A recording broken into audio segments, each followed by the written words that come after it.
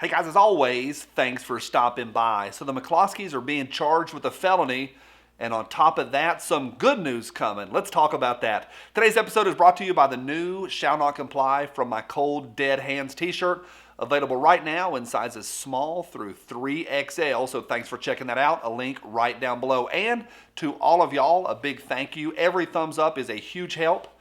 Appreciate all the encouragement that y'all give. Every email is a lot of fun. Most emails are a lot of fun. Comments are always a help as well. So thank you guys. I say that every day, but I really do appreciate each of y'all. It's a lot of fun. Hey, if you're not subscribed, I'd appreciate if you just consider that. I'd go through a pandemic any day with you patriots, so thanks. Let's talk about the McCloskeys, and there's a lot going on with this case. It made international headlines after they defended their home and their livelihoods and themselves against a mob. Some of the mainstream media are calling them protesters. I call them, I don't know, a mob is probably the right word. 200, 300, 400. It was a lot of folks, certainly in the hundreds, broke down a private gate and came through a private neighborhood, 100% private property, and these folks stood out in front of their lawn.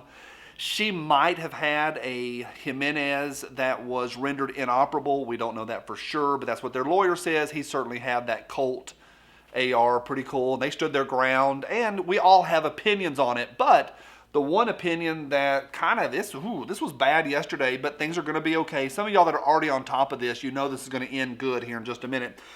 But and it's called the circuit attorney. I get confused state to state with how these words are, but the circuit attorney in this situation named Kim Gardner, she is an activist, and she has charged both of the McCloskeys, Mark and Patricia, with one felony each. And that's a really, really big deal. Felony's not good for unlawful use of a weapon. And one of the pieces of paper, one of the documents said that their actions, the McCloskeys' actions, placed protesters, I'm quoting this, placed protesters in fear of injury. Why are we calling them protesters? Why aren't they called what they actually are? Semantics? No, this is not semantics. This is just nonsense is the word I'm going to use. So Kim Gardner has charged both of them with a felony. Not good at all. This is the good news. I've got a new guy that I'm a big fan of, Eric Schmidt. He's the Missouri Attorney General, and he called this entire case political prosecution, and he has moved to dismiss the entire thing. And that's fantastic. That really, really is good news. Now, let me give you a couple points. I want to ask you your opinion. Part of me, a big part of me says huge thumbs up to Eric Schmidt. He stood up. This is the right decision. No crime was committed. My opinion, plus a lot of folks that do this for a living, their opinions as well. No crime was committed. They do need to have all of this dismissed. But that's part of me. Part of me is two huge thumbs up. But the other part of me is like, this is some scary stuff.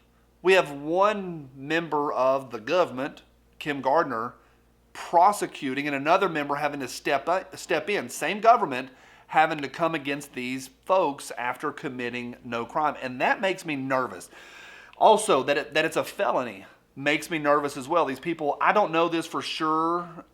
Are people disbarred? They're both lawyers. Would they be disbarred if they had a felony committed? I don't know, but it certainly wouldn't be good for their careers. And it's certainly going to cost them a bleeping fortune. Also, I know that we go back and forth on the thin blue line, the whole thing, and the demilitarization of police, but who took their firearms away from them? You might say, well, Kim Gardner did. Did she? Or did the police come and confiscate that? So that's part of the mix of this entire conversation is we see the St. Louis Police Department disarming their citizens for no crimes being committed. If you're innocent until proven guilty, why were their firearms taken away from them? When will they get them back? That's another question. And then here's the other question that I have is, this is a very high profile case. Thankfully, it looks like Eric Schmidt's going to take care of the whole thing. But what about the smaller people like me and you that didn't get a high profile case? Who is the government ramrodding? Who else could Kim Gardner go after and be able to take their rights away from them? Or maybe have them have to go through court and be committed or have charges filed against them for the felony, and then maybe you lose something, you lose your livelihood, you may have to go to prison, go to jail. It's not good. Like, it's absolutely not good. What about the little people? And it's a low-profile case. Thankfully, it looks like the McCloskeys are going to get through this, and it's going to be okay. What do you think? Leave me a comment right down below. A lot of y'all asked about this one yesterday. It's the Canik TP9 SFX. Tested it out over the weekend. Had a really good time. But a lot of y'all asked what was it and what my opinion on. Really, really solid. But I'm going to be talking about that over on Pew Pew Tactical. I think it comes out this Thursday. I'll let you know. But to anyone that's against us, whether we are little people or big people, high profile, low profile, regardless of where you're at in visibility, I hope you stay safe out there. And to anyone that is against your safety or you protecting your family, your loved ones, or your right to bear arms, from my cold, dead hands, bye.